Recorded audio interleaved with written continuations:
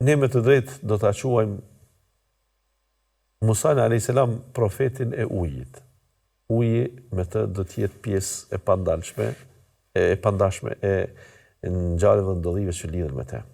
E këtu fillon jeta e tij në ujë. Jeta e tij në ujë, pra nëna e faraonit inspirohet që ta gjuaj një farë sanduku, pra një farë tabuti, mbi cilën do ta vendoste foshën në lumin Nil. Pra në lumin Nil, e pastaj thot ti vetëm liroje edhe wala takhafi wala tahzani. As mos u frikso për të, e as mos u dëshpëro. Inna radduhu ilejki wa ja'iluhu min al-mursalin. Mos e ke dert se ne do ta kthejmë atë.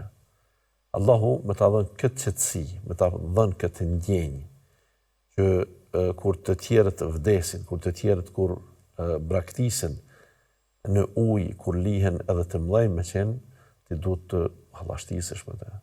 Shkoja ima, nuk kthehet, nuk mbjeton. E çfarë nëse është foshje që ai edhe po të ishte afër teje, po nuk u kujdese shumë për foshjen të vdes. Allahu i thot nënës së Musait alayhis salam, ti vetëm çoje në ujë, e mos e baj gajlën e ti, mos u frikso për to, e as mos u dëshpëro. Pse?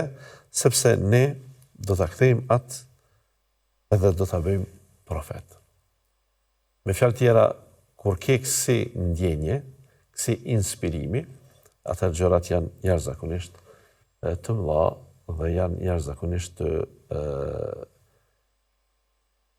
domethënëse në jetën tonë, që ti të kesh qetësi shpirtërore edhe kur ndodhin fatkeqësitë.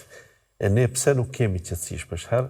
Sepse lajme të mira për vdekjen e dikujt, për shembull se ai person është në xhenet, nuk kemi të tilla.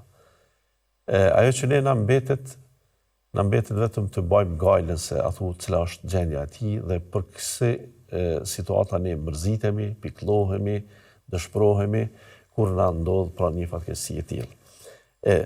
Me pas bindjen, pra me ta dhënë dikush atë bindje se mos ke der se atë ke për ta pa, ai do të kthehet, ai do të bëhet madje edhe profet. Kjo është diçka jashtëzakonisht interesante.